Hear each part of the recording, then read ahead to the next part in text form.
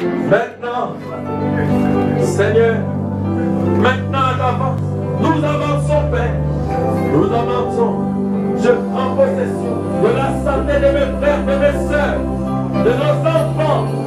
Au nom de Jésus-Christ, je prends le contrôle de la porte des chômages, de la porte de cela. Je prends toutes les possessions. La porte de l'incrédulité. Nous prenons le contrôle. Oh, Church of the Living God. Au nom de Jésus-Christ. Au nom de... Amen.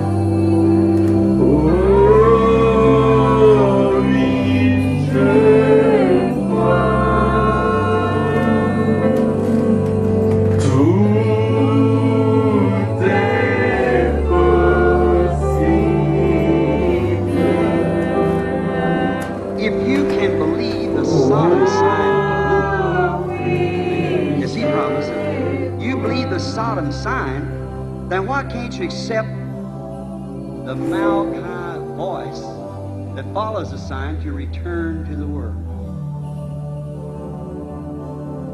The Bible says so and you see it. Then listen to the voice of the sign. Flee the wrath to come.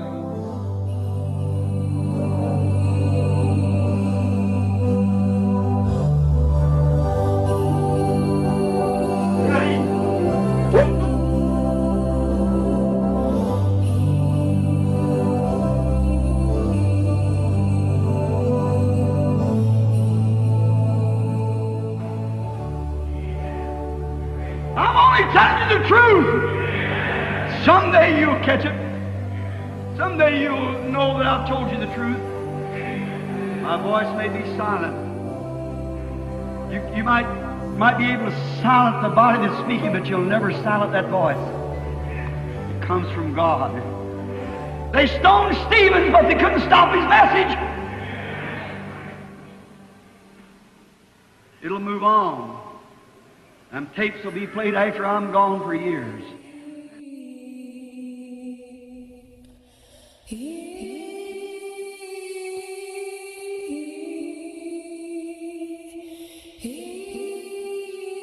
Prenons Genèse 24 à partir du verset 56. Ce qu'on avait lu le vendredi.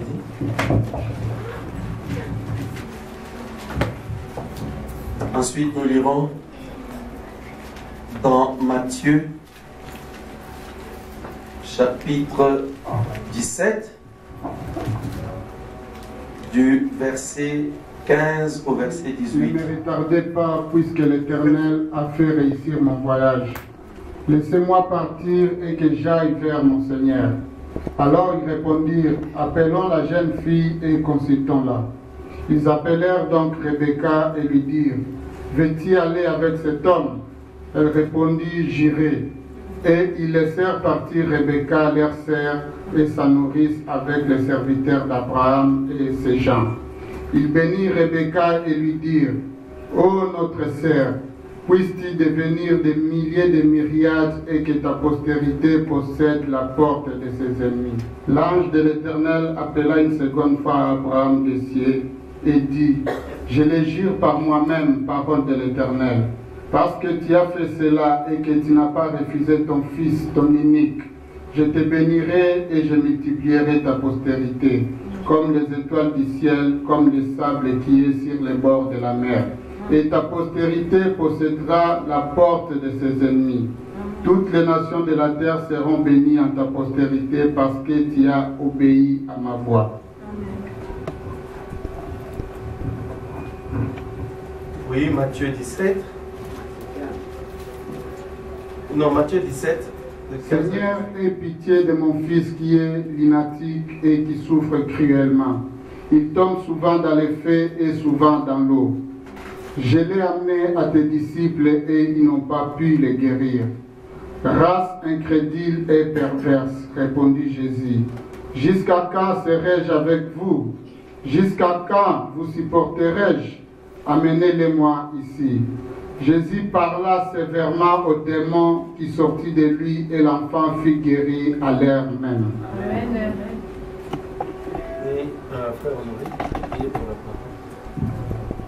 Papa, nous sommes venus aujourd'hui devant ta présence, l'éternel Papa.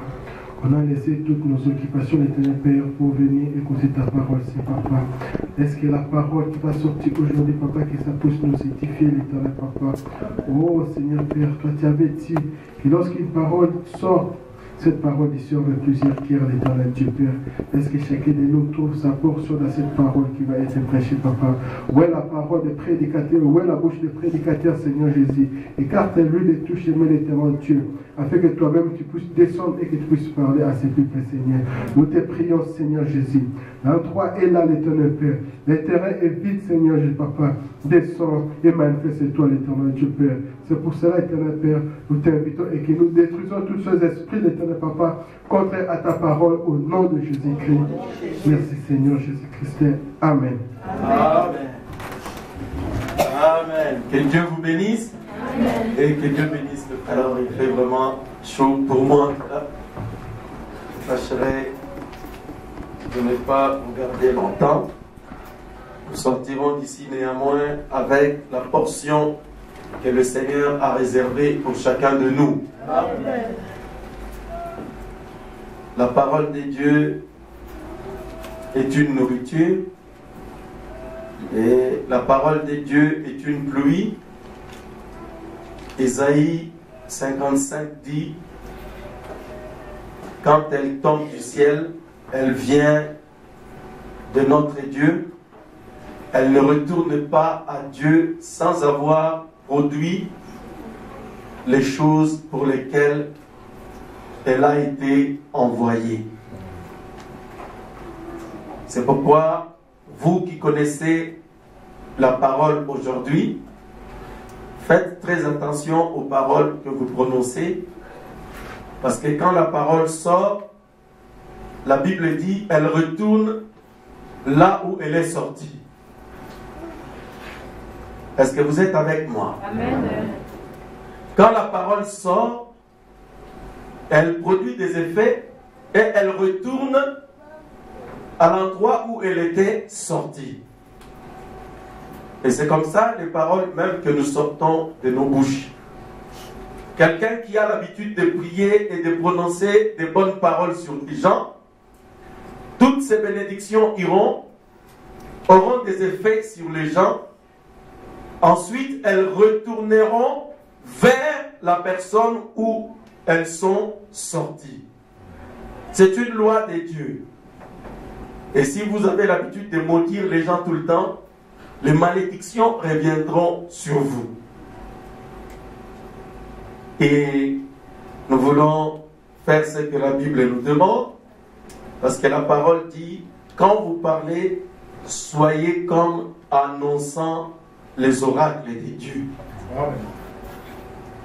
Ce matin, nous allons continuer avec nos deux sujets que nous avons commencé en réalité le mercredi, parce que le mercredi, nous parlions du test final, et le vendredi, nous avons vu pourquoi est-ce que nous étions testés. En réalité, Dieu nous teste pour accomplir finalement la bénédiction qu'il avait promise à Abraham. Vous allez le comprendre tout de suite. Là, pour commencer, j'aimerais lire quelque chose. Christian, tu peux prendre la prédication Église, la brochure Église ici. Je ne sais pas si c'est ça. Église, elle était ici. Est-ce que vous êtes avec moi? Amen. Ok, on va lire le prophète. J'aimerais que vous sachiez, comme je vous le répète tout le temps, le prophète, c'est la bouche de Dieu. Nous avons reçu la commission de répéter ce que le prophète a dit. Dieu a pensé, il a donné la parole à ses prophètes, son prophète, et le prophète parle, et nous croyons. Nous ne sommes pas à un pique-nique.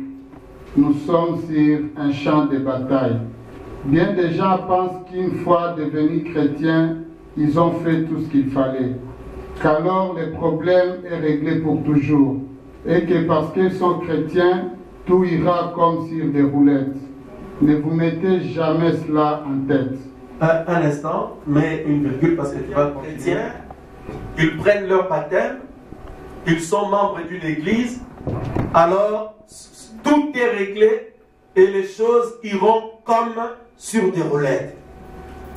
Est-ce que l'église est avec moi? Amen. Le prophète dit, ne vous mettez jamais cela en tête. Quand vous connaissez Jésus, vous le croyez, vous acceptez de le servir, alors tout est réglé, c'est fini. Maintenant, continue, frère. Car si je suis devenu chrétien, c'est pour combattre le bon combat de la foi. Si je suis devenu chrétien, c'est pour aller au front. Nous sommes des soldats chrétiens et il nous faut être formés et instruits. Il nous faut connaître toutes les techniques de l'ennemi pour savoir comment nous fortifier et comment livrer les combats. Et nous ne pouvons le faire qu'au fur et à mesure que le Saint-Esprit nous révélera. Pour accepter de devenir chrétien, le prophète dit, cela signifie que tu as accepté d'aller au front pour le combat. Maintenant, pour combattre, tu dois apprendre toutes les techniques du combat. Maintenant, ces techniques du combat, le Saint-Esprit nous le révèle au fur et à mesure. C'est-à-dire au fur et à mesure que tu écoutes sa parole. Tu écoutes cette Bible révélée qui est ce message. Tu viens à l'église pour apprendre les techniques du combat. Je crois que tout le monde comprend ce que d'autres nations nous disent lorsque nous allons à la guerre. Prendre certaines de leurs idées. Mais nous devons prendre nos propres idées, la façon dont le Saint-Esprit nous dirigera. Et les idées que lui nous donnera. Car il est le commandant en chef de l'armée des chrétiens. Ah, est-ce que c'est clair? Dans ce combat, oui, on peut en rester là. Dans ce combat que nous menons, nous faisons partie d'une armée et cette armée a un commandant. Le commandant en chef de notre armée, c'est le Saint-Esprit. C'est Jésus-Christ lui-même. Maintenant, le prophète dit, pour aller au combat, vous n'avez pas besoin de regarder les idées ou les techniques des autres nations. Oh non, nous quand nous étions dans une telle église pour combattre, quand j'avais mal agi à l'égard d'un frère, le pasteur nous disait de rentrer en jeûne pendant 3 jours et je vais demander pardon à Dieu et puis l'affaire est terminée. Église, je sais que beaucoup d'hommes de Dieu même et certaines personnes vous donnent des conseils. Tu vois quelqu'un qui a commis adultère, qui a péché contre sa femme, il va dire au pasteur, ce pasteur lui dit, bon écoute, comme tu m'en as parlé, n'en parle à personne, mais ne le dis même pas à ton mari, parce que si tu lui dis, le mariage, tu vois, le mariage va être brisé, et puis pour éviter des problèmes, ne le dis à personne et ne le dis même pas à ton mari. Ça, ce sont les idées des nations des Moabites. Que le mariage casse, que le mariage se casse ou pas, nous devons combattre selon les idées de la parole. C'est ça que le prophète enseigne. Si la parole dit, va voir ton mari, confesse-lui ces choses, ou mari, va voir ta femme pour lui confesser ces choses. Nous devons nous en tenir à la parole. Celui qui a donné la parole est capable de veiller sur le mariage. Nous sommes dans un combat, mes frères et sœurs. Et dans ce combat, le prophète nous dit de garder nos propres idées, les idées que nous révèle le Saint-Esprit. Lys de la Vallée, écoutez bien ce conseil. Je sais que parmi vous, en tout cas, j'ai connu des frères et des sœurs qui se conduisaient de cette manière-là. Il a des problèmes ou des choses qu'il désire arranger. Au lieu d'en parler avec le pasteur, s'il ne sait pas comment faire, il va appeler une autre personne. Oh, la grande sœur n'a pas problème pour éviter ma problème. Et toi qui demandes conseil, et toi qui conseilles, vous allez tous aller dans le trou. Parce que vous êtes en train de faire un travail qui ne vous regarde pas. Il n'y a pas question de grands frères ou de petites sœurs dans la parole. Dans la parole, il y a des frères, il y a des sœurs. Vous devez le savoir. Ne laissez pas le diable vous séduire. Il y a un frère ici à qui on racontait des histoires. Il n'est plus là. Alors lui, il devenait un peu haineux. Il a des problèmes et tout ça. Un autre frère, il va raconter à un autre frère, il dit, mais pourquoi est-ce que tu ne vas pas voir la personne concernée ou parler au pasteur? Oh non, je ne veux pas, j'évite les problèmes, je prie seulement.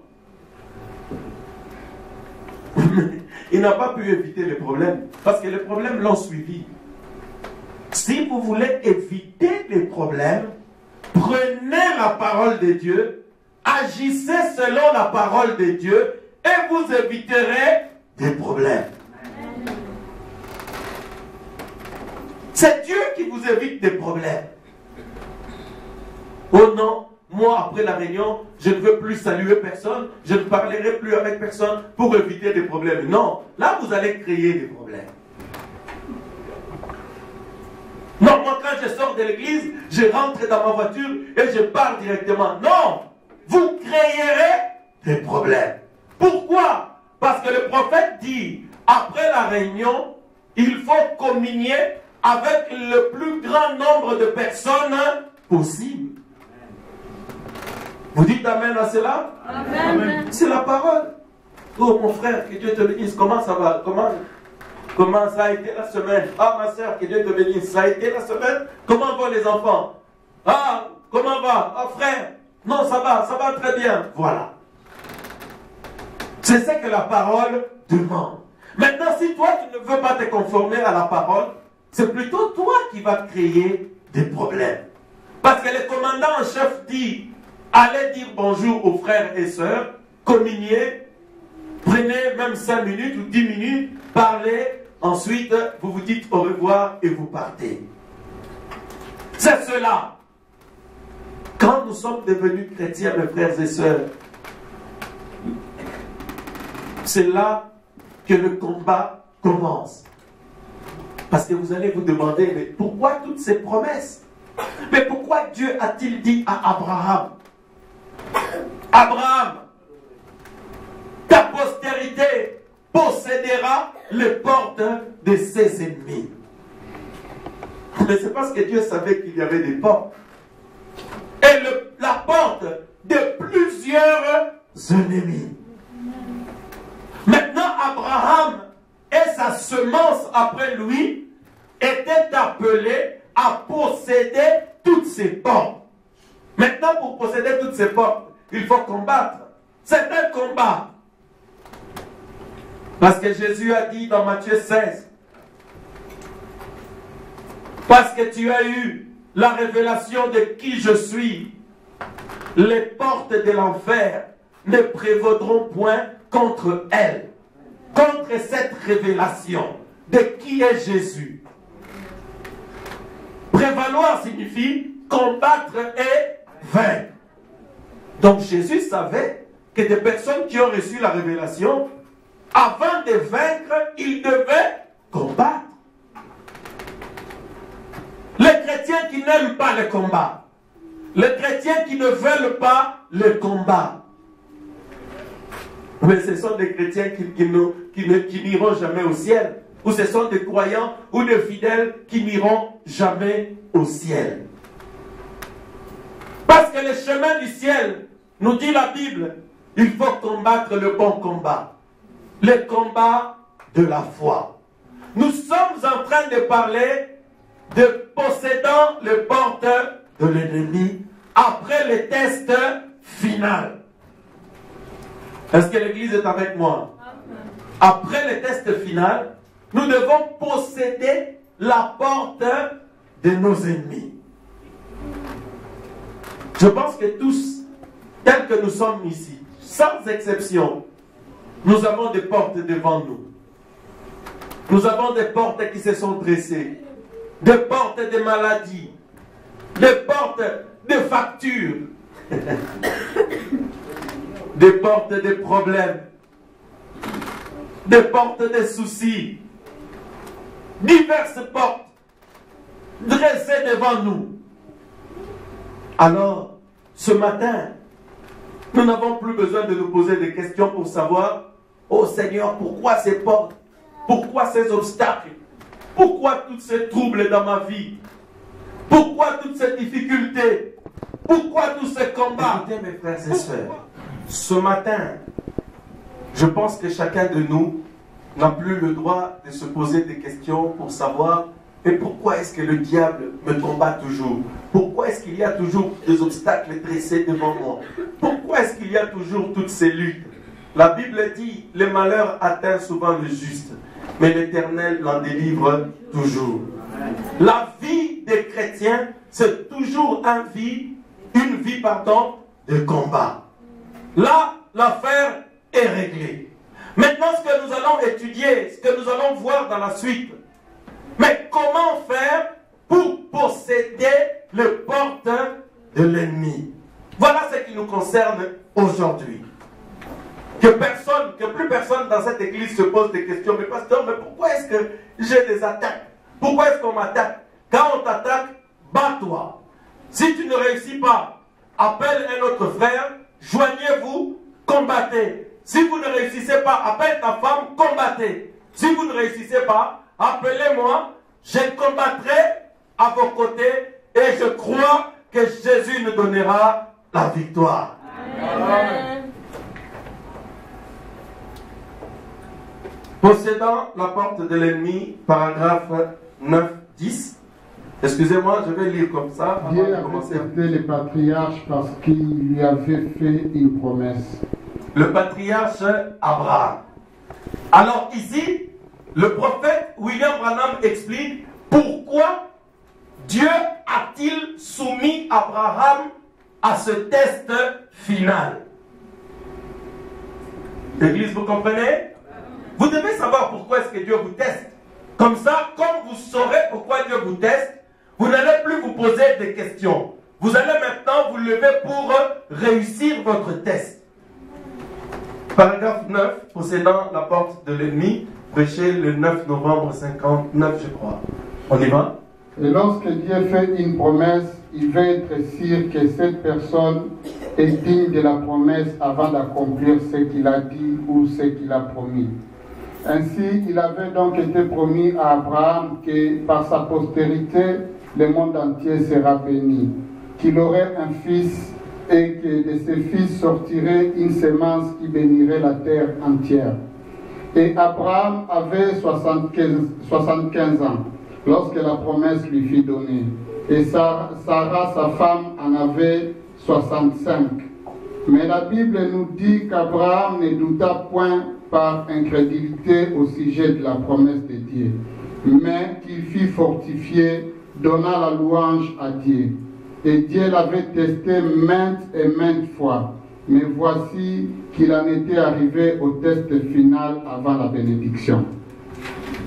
Page 10, paragraphe 10. Vous avez suivi, mes frères et sœurs. C'est Dieu qui demande que nous soyons testés pour qu'il soit sûr que nous sommes dignes de la promesse qu'il nous a faite. Église, écoutez-moi ce matin attentivement. Abraham avait reçu la promesse de posséder toutes les portes de ses ennemis. Et que par sa semence, par sa postérité, toutes les nations de la terre seraient bénies. La postérité d'Abraham est arrivée. Nous connaissons cette postérité. Il s'appelle Jésus-Christ. Maintenant, remarquez mes frères, Jésus, c'est la plus grande bénédiction que le monde ait jamais connue.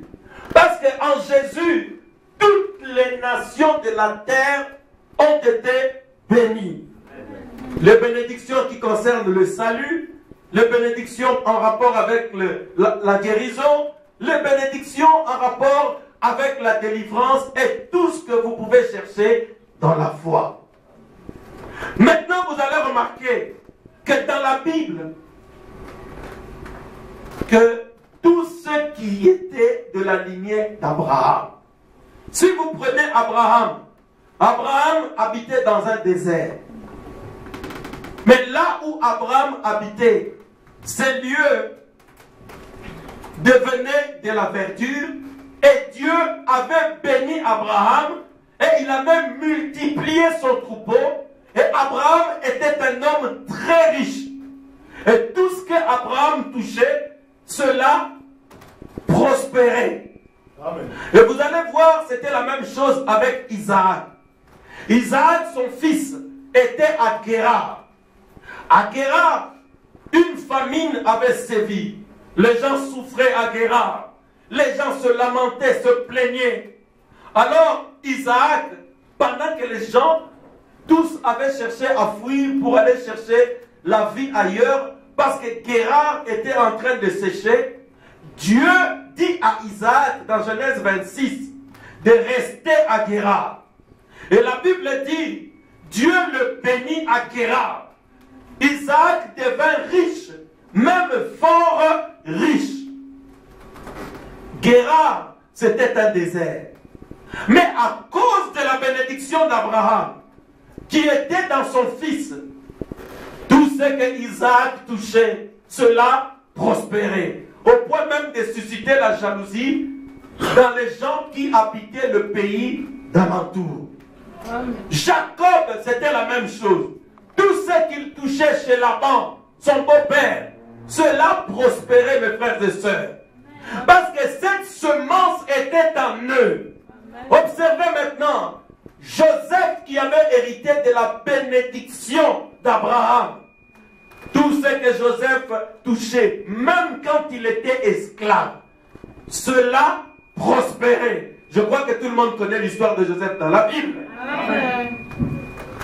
Maintenant, mes frères et sœurs, laisse-moi te dire, même jusqu'à ce matin, tout ce que les enfants d'Israël, le véritable juif touche, même aujourd'hui, cela prospère. Parce que cela était dans leur père. C'est une bénédiction que Dieu a donnée dans leur famille. Maintenant, regardez. Mais Dieu visait plus la bénédiction spirituelle. Parce que la postérité d'Abraham dont parlait la Bible, c'était Jésus. Il n'y avait pas seulement de bénédiction. Vous allez prendre maintenant tous ceux qui avaient hérité de la bénédiction spirituelle dans la Bible. Si vous prenez Moïse, Moïse était arrivé devant la porte de la mer Rouge. Mais parce que Moïse était la lignée d'Abraham, mais par les sacerdoces, par son ministère ou par son appel, Moïse avait la bénédiction spirituelle d'Abraham. Aujourd'hui, les Juifs ont les bénédictions matérielles d'Abraham ou financières. Mais la bénédiction spirituelle est allée en Jésus. Et par Jésus, la bénédiction spirituelle est venue à l'Église dans toutes les nations. Amen. Maintenant, regardez. Ceux qui avaient la bénédiction spirituelle, quand ils se trouvaient devant les portes de la mer Rouge, la Bible dit, Dieu avait ouvert les portes. Parce que Dieu était capable de posséder toutes les portes des ennemis. C'était la même chose avec Josué. Josué avait ouvert les portes de Jourdain. Et le prophète dit, quand il arriva aux murailles de Jéricho, les portes de Jéricho s'étaient effondrées devant lui, parce que Josué aussi était la bénédiction spirituelle d'Abraham. Ces gens faisaient des exploits. Pourquoi? C'est ça que Frère Branham explique dans Possédant les portes de l'ennemi. Il dit ces gens-là faisaient des exploits parce que cette semence spirituelle qui était Jésus, il était en eux. Ils étaient l'ombre de la bénédiction spirituelle d'Abraham qui était Jésus-Christ. Si vous prenez Samson, Samson était retenu prisonnier à Gaza, mais Samson avait possédé la porte de Gaza. La Bible dit, il s'était envolé avec la porte, il courait avec une porte qui pesait 4 tonnes. Frère Branham dit que cette porte pesait 4 tonnes. Mais il l'a pris comme ça. Il était en train de monter sur une colline. Il prend la porte, il escalade une colline, il amène la porte sur la colline. Pourquoi est-ce que Samson a réussi à le faire? C'est parce que Samson avait l'onction sur lui. Amen. Et nous savons que l'onction, c'est Christ. C'est parce que Samson avait aussi la bénédiction d'Abraham. Maintenant, quand vint Jésus, Jésus avait été mis à mort. Il a été enfermé dans la tombe, dans l'enfer. Mais tout le monde sait que le matin de la résurrection, Jésus avait possédé les portes de la mort. Jésus est allé au ciel et il a soulevé la porte éternelle. Il les a remis là-bas, il les a jetés. Amen. Amen. Même avant de rentrer au ciel, dans Psaume 24, la Bible dit, portails éternels, élevez vos linteaux, pour que le roi des gloires fasse son entrée. Il avait même possédé la porte du ciel. Parce que Jésus était cette bénédiction d'Abraham. Alléluia. Les bénédictions d'Abraham ne sont pas là seulement pour les bénédictions matérielles ou financières, mais c'est surtout pour posséder les portes. Maintenant, nous avançons. Abraham avait été testé, pourquoi? Parce qu'il avait reçu la promesse de posséder la porte. Maintenant, sa semence après lui, Jésus, avec tous les prophètes, tous les héros, tous les David, et aussi ils avaient possédé les portes. Maintenant, Jésus a possédé la plus grande de toutes les portes. C'est la porte qui retient les gens dans la mort. La porte qui retient les gens captifs de la mort. Parce que cette porte-là, mon frère, que tu aies été Moïse, que tu aies été Abraham, ou qui que tu aies été dans la vie, si cette porte t'enferme, c'est fini. Mais Jésus, la semence royale d'Abraham, il avait possédé cette porte. Maintenant, pour tous ceux qui ont reçu la promesse, c'est ce que Frère Branham dit au paragraphe 9, possédant la porte de l'ennemi. Ceux qui ont reçu cette promesse de posséder les portes de l'ennemi, alors Dieu doit être sûr que vous êtes digne de cette promesse, que vous êtes digne de cette confiance, parce que vous êtes appelés à soulever des portes, vous êtes appelés à ouvrir des portes qui ont été fermées peut-être par 4 générations de malédiction.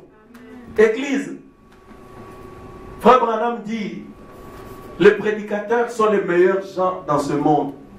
Je n'ai jamais compris ça. Mais les jours où j'ai su le travail que les prédicateurs sont appelés à faire, j'ai dit que le prophète a raison. Quelqu'un peut entrer ici. Par hasard, Dieu l'attire, il se retrouve là.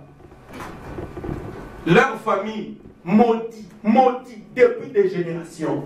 Mais parce qu'il vient ici, parce qu'ici se trouve la postérité d'Abraham, la bénédiction d'Abraham, les portes de ces malédictions-là vont être brisées pour que cette personne soit libre. Amen.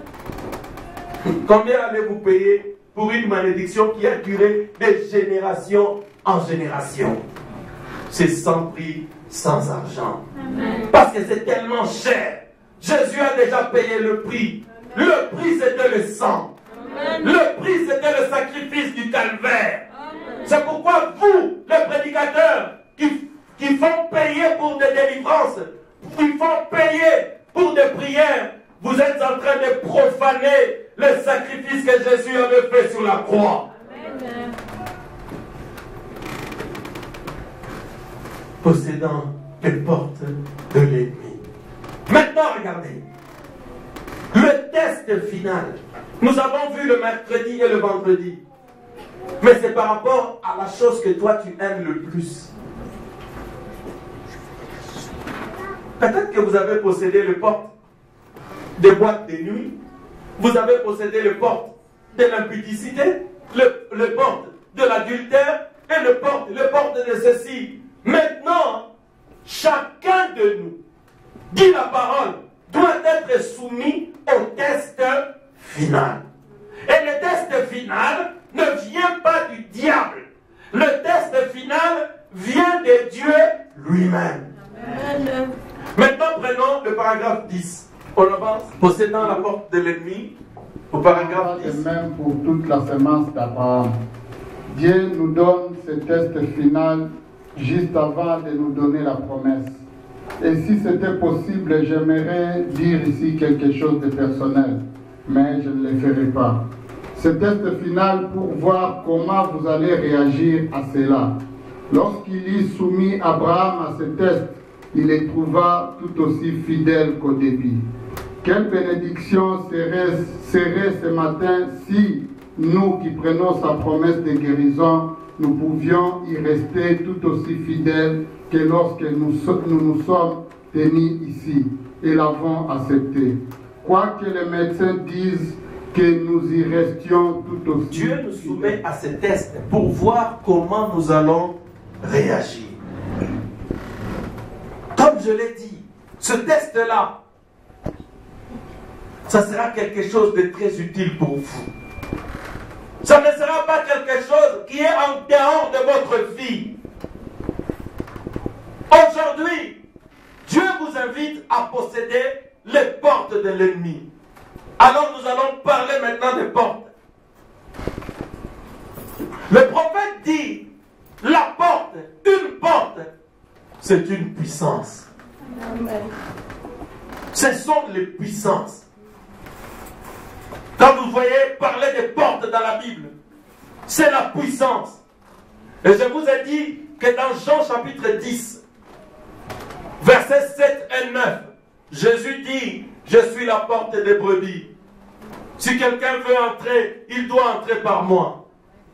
Et si je ferme la porte, personne n'ouvrira. Et si je l'ouvre, personne ne fermera. Jésus est une porte. Amen. Amen. Maintenant, regardez mes frères et sœurs. Si quelqu'un veut aller dans l'enclos pour être dans la bergerie de Jésus, il a besoin de la clé. Maintenant, regardez, Frère Branham dit que la clé qui sert à ouvrir la porte, ce sont les Écritures. Oh non, moi je vais entrer dans la bergerie de Jésus. Moi je vais être compté parmi les hommes qui ont la foi. Actes chapitre 14, verset 27. La Bible dit, quand Paul est allé chez les païens, il a parlé, les gens ont reçu le Saint-Esprit. Maintenant regardez, il est retourné, il parlait aux apôtres. Il leur racontait, dit la Bible, comment Dieu avait ouvert la porte de la foi aux nations pour qu'ils reçoivent le pardon et le Saint-Esprit. Même la foi, c'est une porte. Parce que ceux qui ne savent pas ce que c'est que la foi, c'est le Saint-Esprit. La foi, c'est une partie de Dieu. Amen. La foi est une porte. Comment ouvrez-vous la porte de la foi? Par les Écritures et par l'Esprit. Quand Pierre avait eu la révélation de qui est Jésus, dans Matthieu chapitre 16, Jésus lui dit, les portes de l'enfer ne prévaudront point contre elle. Je te donnerai les clés des royaumes des cieux. Et ce que tu fermeras, personne ne peut ouvrir. Et ce que tu ouvriras, personne ne peut fermer. Les clés se trouvant entre les mains des hommes pour ouvrir le royaume des cieux et pour la fermer. Amen. Je vous ai dit que dans Apocalypse 1, 18, Jésus a dit, voici je tiens les clés de la mort et de séjour des morts. Même les portes de l'enfer, Satan n'a plus de clés. Jésus a repris toutes les clés. Amen. Il a reçu le contrôle des enfers, des séjours de mort jusqu'au ciel. Amen. Jésus a pris les clés de l'enfer. Il a mis sur sa ceinture. Mais il prend la clé du royaume des cieux, du baptême du Saint-Esprit. Il le donne à Pierre et aux hommes que Dieu commissionne pour le faire. Amen. Maintenant, parce qu'un homme comme toi a la clé, un homme peut t'ouvrir la porte du ciel, un homme peut te fermer la porte du ciel. Amen. Écoutez, ne jouez pas avec les portes. Je ne parle pas encore des portes de Satan. Je parle de la porte de Jésus, les portes de notre Dieu, la porte de la foi, la porte qui s'appelle Jésus. Comment entrer dans ces portes? C'est par un homme qui te l'ouvre. Maintenant, regardez, dans Deutéronome, là, quand un homme refusait d'écouter un sacrificateur, la loi de Dieu dit qu'il était puni de mort. J'aimerais que l'Église vous compreniez, parce que vous pouvez rater le ciel, parce que vous ne comprenez pas le principe pour aller au ciel. Aujourd'hui, vous ne verrez pas Jésus dans sa tunique rouge, parce que ce corps, il est là à l'autel de Dieu. Ce corps intercède pour toi et moi. Ce corps, par la foi, nous y posons nos mains pour obtenir le pardon de nos péchés. Mais aujourd'hui, si tu veux voir Jésus, Jésus, c'est la semence royale d'Abraham. La semence était d'Abraham. Il a traversé à travers les patriarches, à travers les prophètes, et c'était l'ombre. Cette semence s'est faite chair, elle était Jésus. Elle est montée au ciel et elle est redescendue dans les apôtres. Amen. Et cette semence est arrivée jusqu'à nous par le baptême du Saint-Esprit. Quand un homme reçoit le Saint-Esprit, il reçoit en même temps la semence royale d'Abraham. Si vous voulez chercher Jésus, mais vous n'allez plus le trouver dans sa tunique. Jésus aujourd'hui porte des pantalons. Jésus porte des jupes. Jésus aujourd'hui est visible dans les êtres humains. Amen. Dans la prédication divinité expliquée au paragraphe 41, Dieu dit, ne cherchez plus la divinité au ciel, car la divinité n'est plus au ciel. Aujourd'hui, la divinité est dans le cœur des croyants. Aujourd'hui, la divinité n'est plus au ciel. La divinité est dans le cœur des croyants.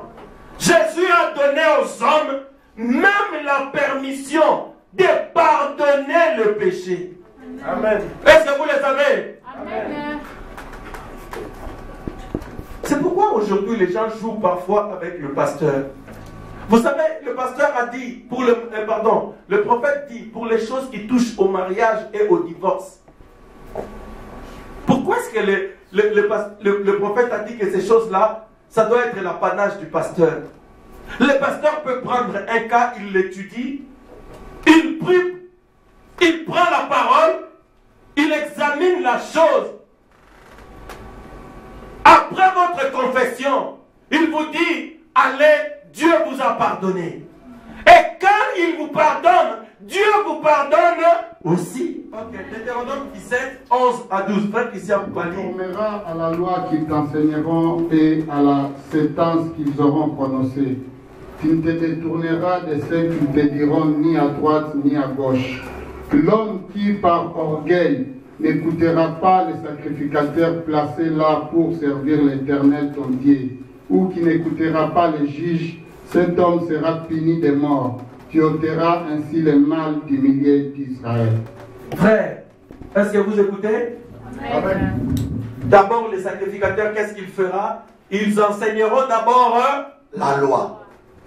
On vous enseigne ce que la parole dit. C'est ce que nous faisons ici. Nous prenons la Bible. Le prédicateur monte ici. Il vous enseigne la loi. Maintenant, quand tu auras un problème, une sentence va venir du ciel. La loi a parlé. Et Dieu viendra par un message prophétique. Par exemple, il te dira, pour ce problème, voilà la solution. Voilà ce qui se passera. Et la Bible dit, on t'amènera devant le sacrificateur. Si tu refuses d'écouter le sacrificateur, pas même Dieu, si tu refuses d'écouter le sacrificateur, le sacrificateur c'était qui? C'était un ange? Non. C'était qui? Mais c'était le pasteur, c'était un nom. Si tu refuses d'écouter le sacrificateur, qui est le juge de l'Église, alors vous serez punis de mort.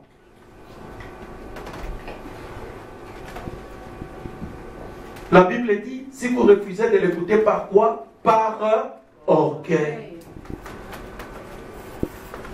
Mon frère, ma soeur, attention avec l'orgueil. Si vous refusez de vous conformer à la parole, c'est l'orgueil. L'orgueil précède la chute.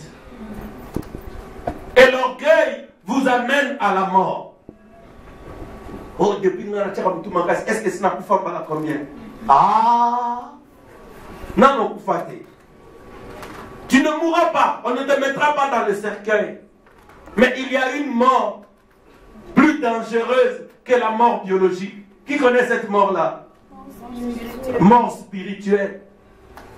Il y a des gens qui vont dans l'église, ou qui viennent à l'église, mais il est mort, ou il est mort. Un mort qui crie, qui se repent même. Savez-vous que Dieu n'avait pas écouté la repentance d'Ésaü, qui avait raté les droits d'aînesse? Est-ce que vous le savez? Ésaü avait vendu son droit d'aînesse à cause des lentilles. Droit d'aînesse à Wezani, Zouanayo, Pesangama Desu. Lentilles, avant quand j'étais en Afrique, je ne savais pas ce que c'était les lentilles. Non, mais non, quand c'est lentilles, donc ils avaient le logo spécial. Moi, le couleur, il y a un moment où il y a tout la salle. Mais le jour où on m'a dit, mais lentilles, on m'a dit, ce mot, il y a une histoire, il y a Bamba Bamba. J'ai dit, mais c'est pour ça que Ésaü avait vendu son droit d'aînesse à Jacob, son fils, son frère. Maintenant, le jour où la bénédiction était allée à son petit frère, la Bible dit, il revint vers son père, il versa d'abondantes larmes. Oh Yahweh, c'est fini. Plus de pardon, parce que tu es déjà mort. Frère, sœur, le prophète William Branham dit, dans la prédication Le trône du jugement, il dit, quand Dieu se transformera, quand Jésus se transformera en juge, il jugera le monde sans miséricorde. Église, le temps de miséricorde, c'est maintenant. Le temps de miséricorde, c'est aujourd'hui. Parce que Dieu t'appelle à te conformer à la parole. Ici où je me tiens, il y a deux lois. Deutéronome signifie deux lois. C'est deux. Vous voyez le chiffre 2 là? Deutéronome. C'est deux. C'est la loi de la mort et la loi de la vie. Quand la parole sort, c'est soit la vie ou soit la mort. Il n'y a pas une troisième voie. La troisième voie, c'est la voie des Moabites. C'est le mensonge. Dans les choses de Dieu, il n'y a que deux voies. Ou vous vous soumettez à la parole pour vivre, ou vous désobéissez à la parole pour mourir. Église, un jour, quelqu'un ici écoutera la parole pour la dernière fois. Quand la mort frappe un frère ou une sœur, oh, il n'y a pas plus affreux à voir. Tu vois, le frère devient comme un chauve-souris. Il commence à circuler. Il ne trouve même pas d'église. Il va ici. Non, ça ne va pas. Il va dans le noir. Non. Il va ici. Les païens disent, oh, yo comment frère. Il va chez les frères. Yo, aux arabes païens. Chauve-souris. Parce que chauve-souris, Ngembo, c'est un oiseau. Non, c'est moi qui dis que c'est un oiseau. Donc, il ressemble à un oiseau parce qu'il a des ailes. Maintenant, il est allé chez les oiseaux. Il commençait à voler. De loin, on l'a regardé. Ah oui, oui, c'est un oiseau, oui. Ah, quand il arrive, les oiseaux regardent. Ils voient des dents. Avec le visage d'un chien. Ah! Non, non, non, non, non, toi tu n'es pas un oiseau. Les moineaux et les hirondelles. Dis non, non, non. Chauve-souris dit, ok, je suis un chien alors. Je vais chez mes cousins, les chiens et les porcs. Il arrive là-bas, il dit, oh. Mais oui, on voit le visage, oui. Mais nous, on n'a pas d'elle. Frère chauve-souris, parce qu'il ne pouvait pas avoir de communion avec les frères ou les sœurs.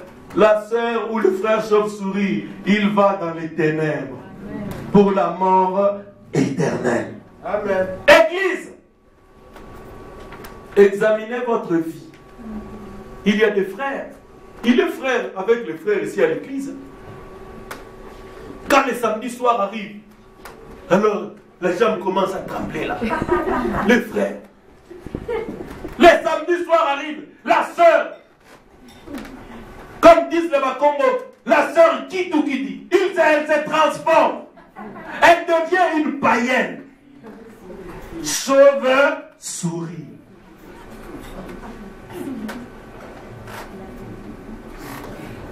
Avec les païens, il connaît même le pas, tout ça. Avec les païens, à Bouban. Ah, frère,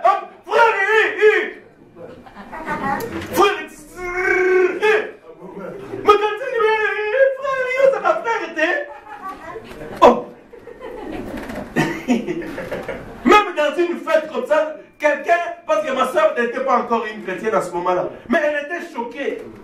Parce qu'il savait que mon ami c'était un chrétien. Alors quand la musique rentre à Bouban, et puis, yo, ça va frère. Le frère tremblait comme ça, l'étosse. Frère, sœur, il est temps. Dieu demande de véritables chrétiens. Amen. Je ne veux que personne ne meure entre mes mains ici. J'aimerais que tout le monde reçoive la vie. Amen. C'est pourquoi Dieu vous appelle à l'obéissance pour posséder les portes de l'ennemi. Maintenant, regardez, on avance un peu. Les portes de la foi, ça s'ouvre par les clés. Dieu vous dit ce que vous devez faire par la repentance. Une repentance sincère. Par la décision de vous soumettre désormais à la parole de Dieu et à la parole du sacrificateur. Amen. Vous n'avez pas le choix. Si vous croyez que je suis pasteur, écoutez ce que je vous dis de la parole. Amen. Je ne peux pas à la fois être un pasteur et un bandit. Ou je suis pasteur, ou je suis un bandit. Si je suis un bandit, alors ne m'écoutez pas non plus. Donc n'écoutez même rien de ce que je dis. Mais si je prends cette parole et je te la répète, parce que le sacrificateur répète la loi au peuple. Et la sentence qui sort de Dieu. Maintenant prenez cela, vous vivrez. On avance un tout petit peu maintenant. Maintenant, regardez. Toutes ces portes-là. Parce que la Bible parle de portes de nos ennemis. Nous avons plusieurs ennemis. Mais chacun de nous connaît le plus grand ennemi de tous les saints. Le plus grand ennemi de tous les saints, c'est le diable. Celui qui m'ouvrira,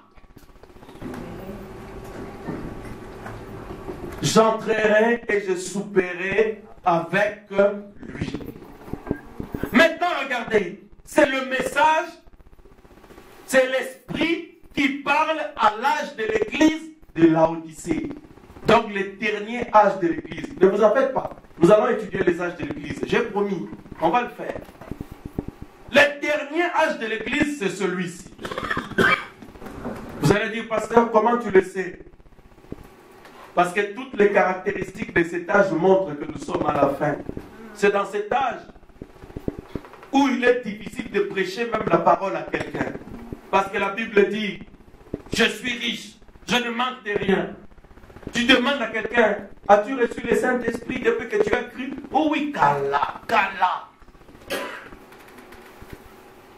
Mais tu regardes la vie de la personne qui a le Saint-Esprit, zéro. C'est une personne qui n'obéit pas à la parole, c'est une personne qui ne s'aligne pas à la conduite du Saint-Esprit, mais il a quand même le Saint-Esprit. Toi, tu as le Saint-Esprit. Le Saint-Esprit te parle. Tu n'écoutes pas. Non, tu te trompes. Tu n'as pas le Saint-Esprit. Parce que le Saint-Esprit écoutera le Saint-Esprit. Maintenant, regardez. Une petite preuve que c'est le temps du soir. Parce que Zacharie 14 a dit, au temps du soir, la lumière apparaîtra. Et la lumière du temps du soir, c'est le message de l'heure. C'est au soir que la colonne de feu est retournée à l'église. Pour ouvrir la parole. Pour révéler les secrets cachés dans la Bible par le message du temps de la fin. Maintenant, regarde ce que Jésus dit ici. Celui qui ouvre la porte, Jésus entrera et Jésus ne dînera pas. Jésus ne va pas prendre le petit déjeuner, mais Jésus prendra le souper avec la personne. Et le souper se prend au temps du soir. Donc nous sommes au temps du soir de l'histoire du monde. Et la Bible dit, Jésus viendra la nuit comme un voleur. Et avant la nuit, il y a quoi? Le soir. Est-ce que c'est clair?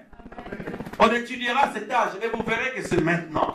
Parce que Jésus a dit qu'il viendra la nuit. Or, avant la nuit, c'est le soir. Maintenant, cette porte-là, Frère Branham dit, c'est la porte de ton cœur. Parce que c'est là où Jésus va rentrer. Pour prendre le souper avec toi. Le souper, c'est la nourriture du soir. C'est le message de Zacharie 14, 7. C'est le message de Malachie 4. C'est le message du temps du soir. C'est le message de l'heure. Donc Jésus frappe à la porte. Jésus ne brise pas cette porte. Sœur, mon frère, écoute-moi. La porte de ton cœur, Jésus n'a pas de clé. Jésus n'est pas le propriétaire. Il n'a pas les clés tant qu'il n'est pas à l'intérieur. Oh pasteur, comment tu dis que Jésus n'a pas de clés? Mais parce qu'il frappe. Quand j'arrive chez moi, je ne frappe pas. Je prends les clés, j'ouvre, c'est tout. Mais quand Jésus arrive, la Bible dit, il frappe. Ma soeur, Jésus frappe sur le cœur. Jésus frappe sur la porte de ton cœur. Ce soir, ce matin, il envoie son fils, son serviteur, frapper à ta porte. Je te supplie, ouvre la porte de ton cœur. J'ai possédé beaucoup de portes. J'ai vu Dieu guérir les gens ici. J'ai vu Dieu bénir les gens financièrement ici. Il va continuer à le faire. Ce sont les portes qui se sont ouvertes plus ou moins facilement. C'est ce que vous aimez, l'argent ou toutes ces choses. Dieu peut te donner l'argent dans une semaine. C'est que tu as manqué toute ta vie. Dieu est capable de te le donner dans une semaine. J'ai vu quelqu'un à qui on avait refusé un droit pendant 5 ans. Il est arrivé chez moi. Un mois après, on lui a donné comme ça 10 000 euros. Je vous ai déjà donné le témoignage. Alors il était un peu troublé. 10 000. Frère, j'ai vu des gens venir. Dieu a changé leur vie à l'espace de 2-3 mois. C'est notre frère Richard ici.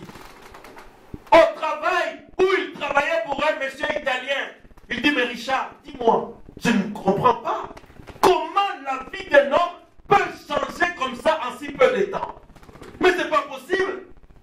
Hier, tu étais sans papier. 3 mois après, tu as un véhicule comme ça, tu as une maison, tu as un travail comme ça, mais qu'est-ce qui s'est passé? Ton bon Dieu est terrible. Amen.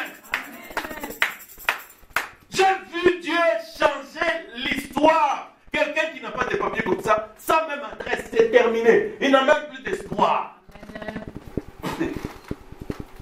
On l'appelle, on t'a écrit, tu as des papiers, 5 ans. Vous connaissez, certains connaissent le frère Sylvain ici. Frère, j'ai vu Dieu donner des papiers. Après 25 ans, je vous ai donné le témoignage de frère Jacques ici. 25 ans à Paris, sans papier. J'ai traversé à Paris avec ma femme et les enfants. Un petit service. J'ai prêché dans une église. Il était le seule personne à me croire. Parmi 9 ou 10 personnes. 2 semaines après, Dieu a parlé. Je te donnerai des papiers pour mon service. Tout ça. J'ai posé la main. 2 semaines, il a eu ses papiers. Après 25 ans. Frère, ces portes-là, bien sûr que c'était des portes fermées depuis longtemps. Mais je dois être honnête avec vous. Ce n'étaient pas des portes très compliquées à ouvrir. Vous qui aimez les bénédictions matérielles financières, ce sont des choses faciles à avoir. Je peux vous le dire ce soir, ce matin. C'est facile. Mais la porte la plus difficile, c'est de ça que je parle ce matin. La porte de ton cœur. Que tu refuses d'ouvrir la parole. Frère, regarde ce que la parole dit. Regarde ce que Dieu veut de toi. Sœur, mais regarde ce que la parole dit de toi. Par orgueil, frère, tu refuses toujours. Par orgueil, tu t'obstines. Oh, semence royale d'Abraham. Écoutez ceci. Proverbe 16, 32, dit. Proverbe 16, 32. Celui qui est maître de soi-même est plus grand que celui qui prend des fils. Celui qui est capable d'ouvrir la porte de son cœur à la parole. Parce que si Jésus entre dans ton cœur, mon frère, ma soeur, c'est la solution à tous les problèmes que tu as toujours cherchés. Amen. Je vois que dans votre cœur, pour ceux qui étaient ici depuis le mercredi, certains sont surpris. Vous pensiez que la plus grande porte qui était fermée, la porte pour que vous ayez 100 000 euros, ça c'est une petite porte. Si vous êtes obéissant à la parole, je peux même demander que le Seigneur vous l'accorde. Le Seigneur m'exaucera. Mais seulement je sais que vous allez fuir l'église. Parce que vous allez devenir tellement riche que vous fuirez. Alors, à quoi vous aurez servi cet argent? Je ne suis pas là pour vous amener à fuir Dieu. Mais je suis là pour vous amener à vous approcher de lui. Ouvrez votre cœur à Dieu. Et le reste de choses vous seront données par-dessus tout. Le jeune homme riche, rappelez-vous toujours de lui. Il obéissait au commandement. Il obéissait à tout, sauf à son argent. Voilà comment vous fermez la porte à la parole. Parce que notre loi dit, si vous désobéissez à un commandement, vous êtes coupable de toute la loi. Il y a combien de coupables ici, assis ici? Vous ne voulez pas vous soumettre à une parole de Dieu. Maintenant, vous obéissez logique. Problème. Mais est-ce que toi tu obéis à la parole? Parfois quand vous souffrez, Dieu se moque de vous. Dieu dit, non, non, ça n'a pas de problème. Pas de problème, moi, mais qu'est-ce que moi je vais dire? Si toi tu cherches des problèmes, mais tu les trouveras. Mettez Dieu à l'épreuve. Parce qu'aujourd'hui, c'est le test final. Semence royale d'Abraham. Pourquoi fermes-tu ton cœur à celui qui veut te bénir? De quoi te plains-tu? Maintenant, regardez, cette porte-là, c'est la porte qui se ferme de l'intérieur. Frère Branham dit, le plus grand ennemi de William Branham, c'est William Branham. Ah, très bien, vous le connaissez. Le plus grand ennemi de Franck, c'est Franck lui-même. Mon plus grand ennemi, c'est moi. Ce ne sont pas les sorciers. Ce n'est pas vous. Parce que si vous me provoquez, la parole me demande de laisser tomber. La parole me demande de prier pour vous.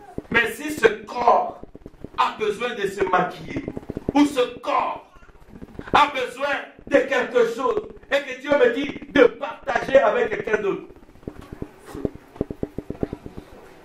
Un jour, j'étais vraiment honteux de moi. Je suis allé visiter une famille, c'était en 2001 ou 2002. J'arrive là-bas. Je sens vraiment le Saint-Esprit me dit de prendre 20 € et de donner à cette famille-là. Frère, j'ai commencé à faire des calculs au nom de Dieu, des histoires parce que j'étais encore seul. Je vais acheter des battes et puis j'irai à Paris. Ah! Frère, je résiste et je sors. Quand je suis sorti, j'arrive à la maison. Le papa de cette maison, non, c'était la veille. Le lendemain, il m'appelle. Il dit, Franck, nous avons un problème, Moro soumettre. Nabi, quel problème, Nabi? Au groupe Sangata 20 €, moi, vraiment, nous n'avons rien. J'ai dit, frère, tout de suite. Alors, je lui ai donné 20 €. Lui, il était dans la joie, mais moi, j'étais triste. J'étais triste d'avoir désobéi au Seigneur la veille.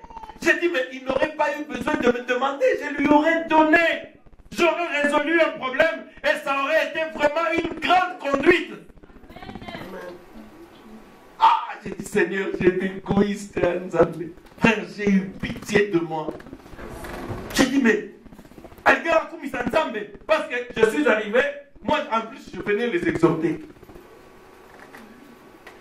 Donc, ça allait être quelqu'un qui arrive, qui donne, et puis il dit, mais frère, Nazareth exactement a besoin, il y a 20 €. Le Seigneur Jésus aurait été glorifié, mais Naï, j'ai résisté. Et je l'ai obligé à me demander. Frère, c'était honteux. Les choses parfois auxquelles nous résistons, nous attristons Dieu. Tu vois, tu agis mal. Même ton propre cœur. Tu ne peux même plus obéir à l'Esprit de Dieu qui te pousse à obéir à la parole. Sœur, frère, au premier wap. Quelqu'un qui n'écoute même plus son propre cœur. Mais c'est un homme qui se perd. Ton cœur te dit que tu es dans l'erreur.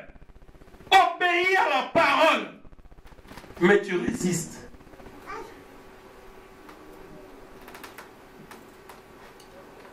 Ton cœur, quand il te parle, c'est la voix douce.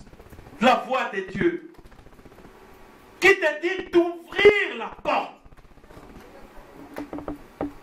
Mais je crois que ce matin, tu vas posséder la propre porte de ton cœur. Parce que tu as possédé beaucoup de portes. Tu as possédé la porte du visa pour venir en Europe. Quand je vous vois ici, vous êtes tous des vainqueurs. Vous avez vaincu l'ambassade de Belgique. Pour être ici, en tout cas, tout le monde a vaincu les frontières de la Belgique. En tout cas, moi, je l'ai vaincu. Vous aussi, vous avez vaincu. Bon, peut-être qu'il a marqué. C'est la vérité. Mais ça faut rendre compliqué. Alors, à cause de ça,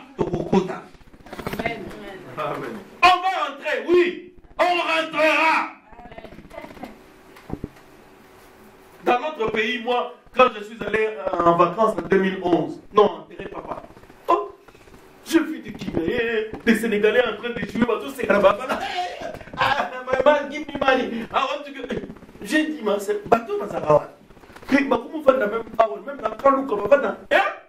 Pas Nigérien, pas Guinéen, comme ça, dans le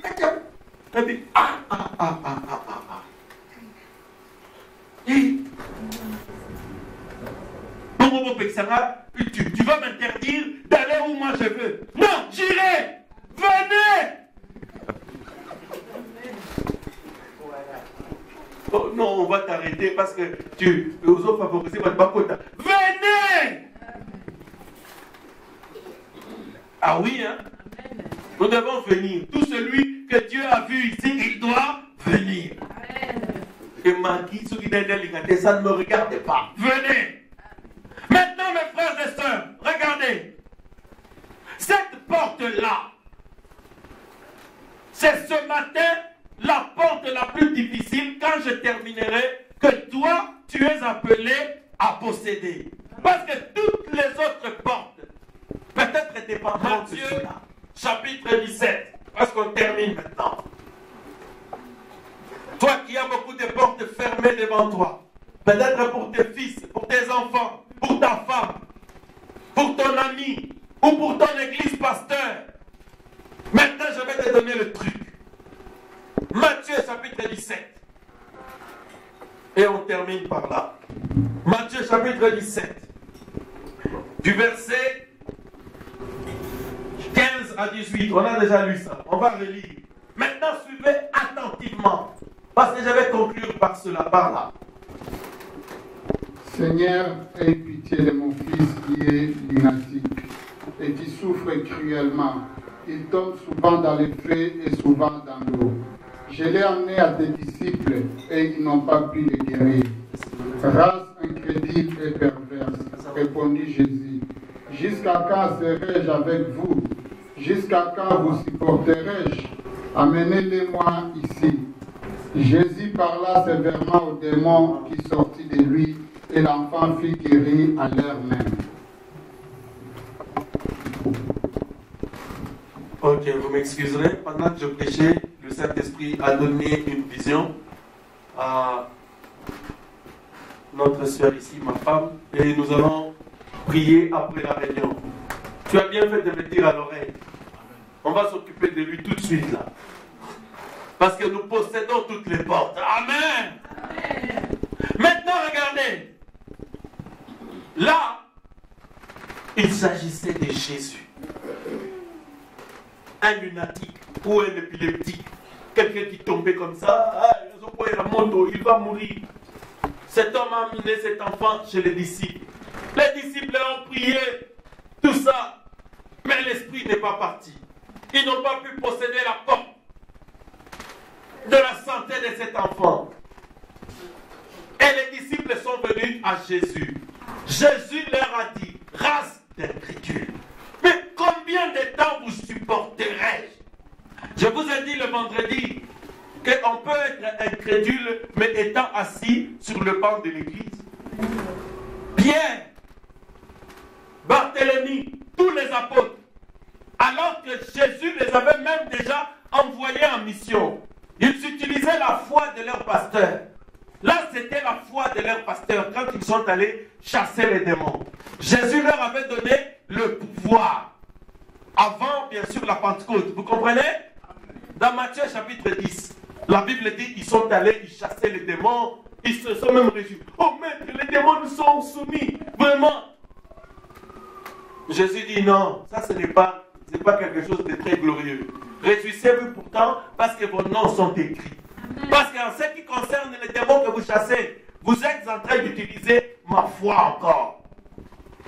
C'est mon onction que vous utilisez. Mais vous êtes incrédules. Vous allez comprendre pourquoi ils étaient incrédules. Je vous ai dit ici vendredi, quand Jésus dit que Bazab est incrédule, ils étaient des incrédules pour de vrai. Un incrédule qui marchait tout le temps avec Jésus. Mais oui. Un incrédule qui marche tout le temps avec le Fils de Jésus ici. Un incrédule, une incrédule toujours à l'église ici. Tout le temps avec la colonne de feu. Tu nous suis. Incrédule. Combien de temps vous supporterai-je? Pourquoi est-ce qu'ils étaient incrédules? Frère Branham dit dans la prédication, Apocalypse chapitre 4, trône de miséricorde, au paragraphe 118, le prophète dit, suivez très bien, dans l'Apocalypse 4, il y avait un trône, et sur le trône étaient des voix, des éclairs et des tonnerres. C'est ça que le prophète Branham dit. Il dit qu'il y avait les voix qui sortaient du trône de Dieu, et des éclairs et les tonnerres. Mais quelles sont ces voix-là, frère Branham? Frère Branham dit, ce sont les 7 voix, les 7 esprits qui s'adressaient à l'Église au premier âge, au deuxième âge, jusqu'au dernier âge. Parce qu'aujourd'hui, le message que vous avez entendu, c'est la voix du 7e ange. C'est la voix de Dieu qui s'adresse à l'Église. Maintenant, ceux qui ont entendu la voix de Dieu, le prophète dit, nous ne sommes pas tous des prédicateurs. Donc, paragraphe 118 jusqu'à 120. Vous allez trouver ça là-bas. Trône de miséricorde. Nous ne sommes pas tous des prédicateurs, mais tous nous avons une voix. Frère Branham dit, chacun de nous a une voix. Mungongo. Est-ce que vous pouvez dire amen à cela? Amen. Alors, qu'est-ce qu'une voix? Maintenant, Frère Branham dit, la voix, c'est la parole quand elle est vécue. Quand vous prenez ce message, écoutez, vous qui voulez vaincre ce matin, je vous dis la dernière chose, parce que je termine. Le prophète dit, quand vous prenez le message de l'heure, vous prenez cette Bible, vous décidez de vous soumettre, de mettre votre vie en ordre. Alors, quand vous vivez la parole vécue en vous devient une voix qui donne contre le diable. Amen. C'est pourquoi il dit, nous ne sommes pas tous des prédicateurs. Si Dieu ne vous a pas appelé à être prédicateur, restez assis sur le banc, mais vous allez quand même prêcher. Comment? Frère Branham dit, par la parole que vous vivez, cela sera une prédication qui va faire des reproches aux gens qui sont autour de vous. Amen. Pour les amener à changer de vie et à venir à la parole. Amen. Pour posséder les portes impossibles à conquérir. Amen. Je vous mets au défi. Prenez tout ce que le prophète dit, ce que la Bible dit, ce que je vous enseigne. Mettez cela en pratique. Maintenant, vivez cela dans votre maison. Un mois, ça sera beaucoup. Les portes qui étaient fermées s'ouvriront. Parfois, vous cherchez des solutions par la prière. Je vous ai dit que tout sera sanctifié, pas seulement par la prière, mais par la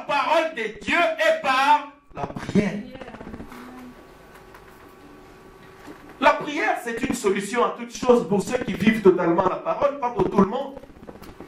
Parce que sinon, vous allez vous servir de la prière pour tout.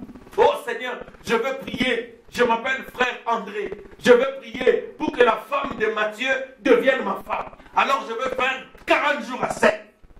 Mais tout le monde peut prier pour n'importe quoi. Mais si c'est une prière qui n'est pas basée sur la parole de Dieu, Dieu ne vous exaucera pas. La femme d'André ne deviendra pas votre femme. En tout cas, si elle a le Saint-Esprit, non. Maintenant, si elle n'a pas le Saint-Esprit, elle tombera entre les mains d'un prédicateur mercenaire. Là, elle deviendra la femme de la promesse. Parce que c'est ça aujourd'hui chez les prédicateurs mercenaires. Oh non, on n'a pas la guimole, si on n'a pas quitté. Si on a le commandant, oh mère, non, maman, la femme de la promesse.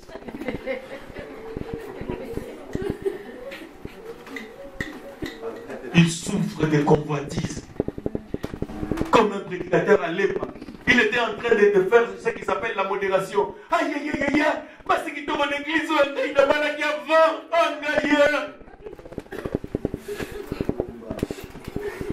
Alors celui qui me racontait ça, il dit, mais pasteur Otard va blague alors. On a dit, frère, mais ça va blaguer. Tellement l'onction est venue, convoitise la haine, il a mis sur la. On n'a pas la qui avant. Mes frères, quand la parole est vécue, cela devient un coup de tonnerre contre le diable. C'est ce que frère Branham dit. Alors, le prophète dit, les disciples chassaient les démons. Ils ont chassé les démons, mais ils n'ont pas pu. Alors, ils sont allés appeler Jésus. Jésus leur a dit, vous êtes des incrédules, parce que vous ne vivez pas toute la parole. Vous avez les explications, mais vous n'avez pas le Saint-Esprit. Si vous n'avez pas le Saint-Esprit, vous ne vivez pas toute la parole. Même si vous croyez respecter tous les commandements, mais sans le Saint-Esprit, vous ne vivez pas toute la parole. Même si vous êtes prédicateur, si vous n'avez pas le Saint-Esprit, vous ne vivez pas toute la parole. Parce que c'est le Saint-Esprit qui vit la parole en nous. Maintenant, regardez. Frère Branham dit au paragraphe 119, ils ont parlé, ils ont crié, au nom de Jésus, au nom de Jésus. Ils ont transpiré, les démons ne partaient pas. Alors le prophète dit, quand Jésus s'approchait, oh là là, là, c'était différent. Le prophète dit, là, c'était une vie qui venait. Maintenant, quand la vie arrive, les démons doivent partir. Frère, décidez de vivre la parole. Il y a ici des gens qui ont peut-être fait déjà l'expérience. Décidez de vivre la parole dans votre maison. Votre femme et vos enfants viendront à Christ.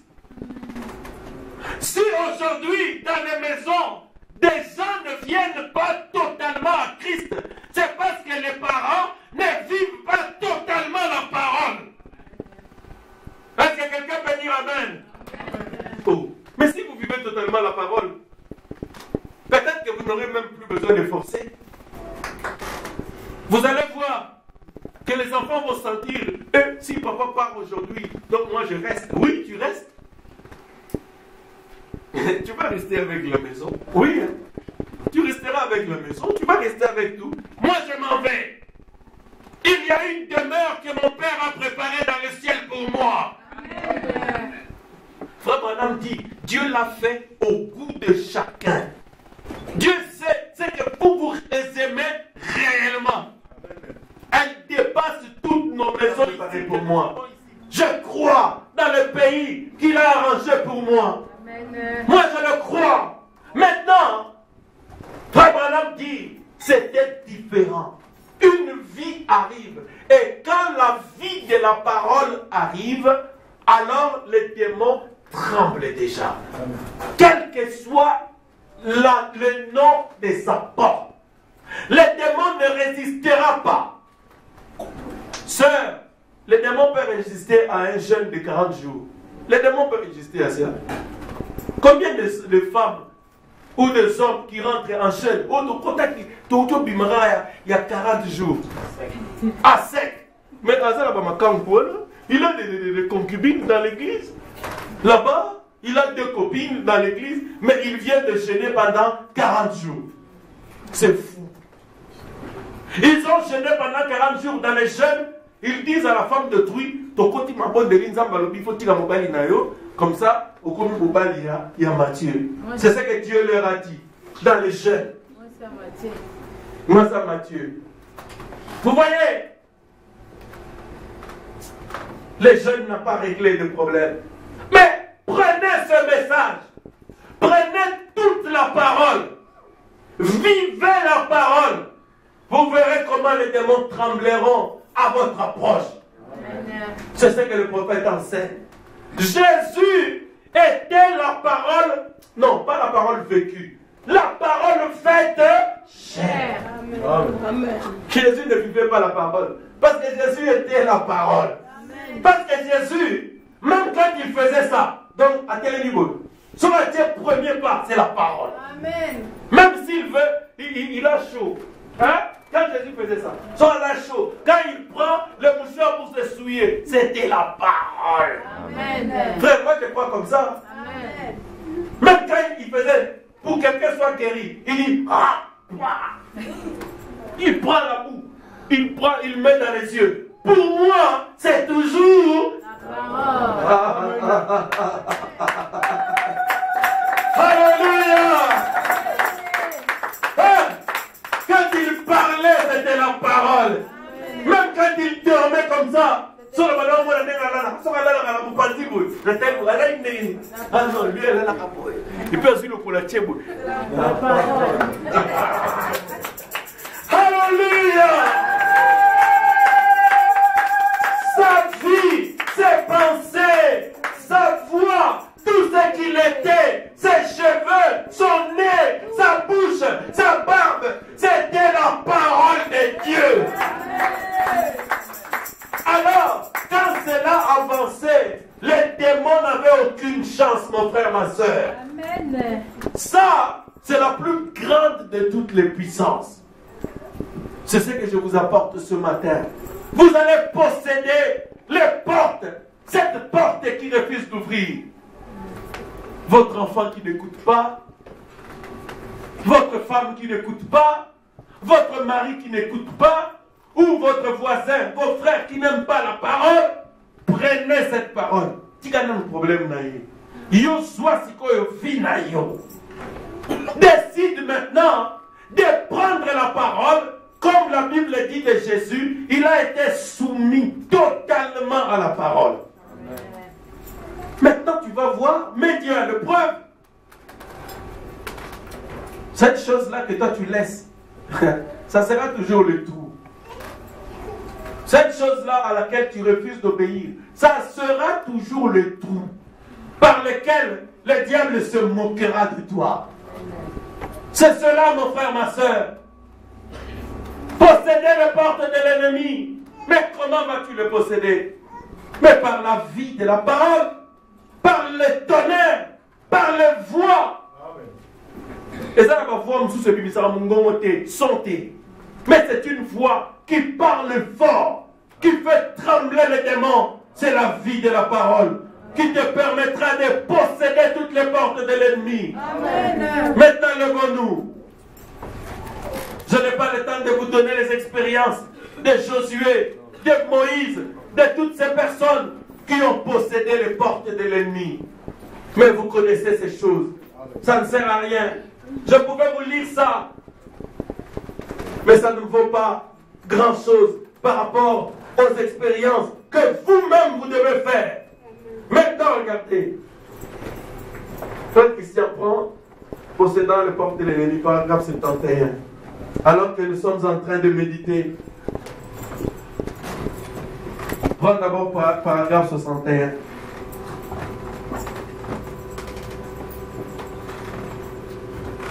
Avec nos têtes inclinées, parce que nous avons terminé. Restez dans la révérence. Si vous avez un ennemi ce matin, eh bien mon frère, Si vous êtes une semence d'Abraham, après avoir entendu ceci, il n'y a pas assez de démons en enfer pour maintenir cette porte devant vous. Elle s'ouvrira. Peu importe ce que c'est, avancez-vous là en tant que semence promise et dites, je réclame ceci pour moi.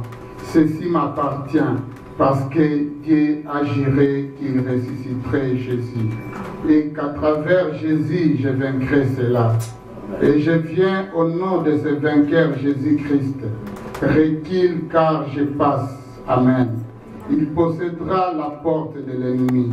Alors tenez-vous là, les épaules bien droites et votre bouclier astiqué, couvert du sang du Seigneur Jésus.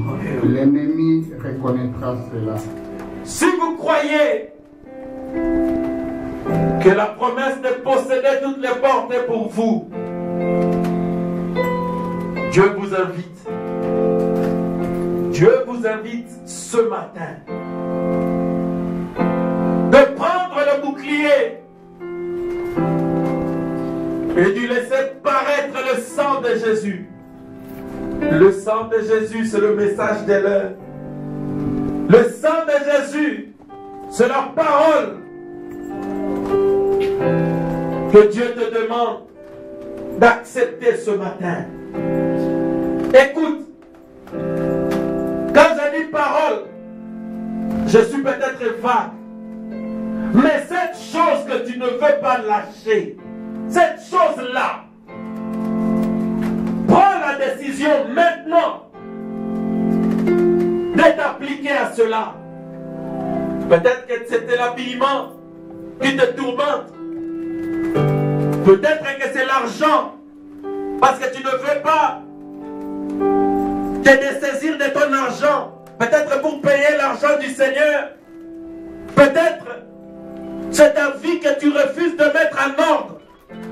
Peut-être c'est des choses dans ta vie que tu n'aimes pas confesser à ton mari, que tu gardes, des choses qui commencent à te ronger, des choses que tu gardes, que tu ne confesses pas à ta femme. Peut-être, mon frère, ma soeur, c'est ce message que tu n'acceptes pas de tout ton cœur. Aujourd'hui, c'est à ça que Jésus t'invite. Alors que nous terminons maintenant avant de prier, nous prenons le paragraphe 71.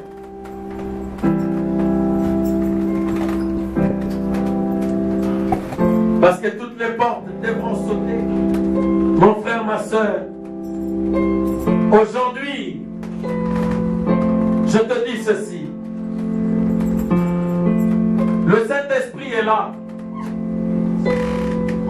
pour te secourir et pour t'aider. Mais le prophète dit ceci. Avant qu'Abraham ne puisse avoir la promesse, il fut soumis au test final. Abraham devrait lâcher. Il devrait accepter d'offrir à Dieu la chose qu'il aimait le plus. La chose de sa vie qu'il n'aime pas lâcher entre les mains du Seigneur. Jésus se tient à la porte de ton cœur. Ce matin, sois du côté de Jésus. Réponds à son appel pour ouvrir la porte de ton cœur. Quoi?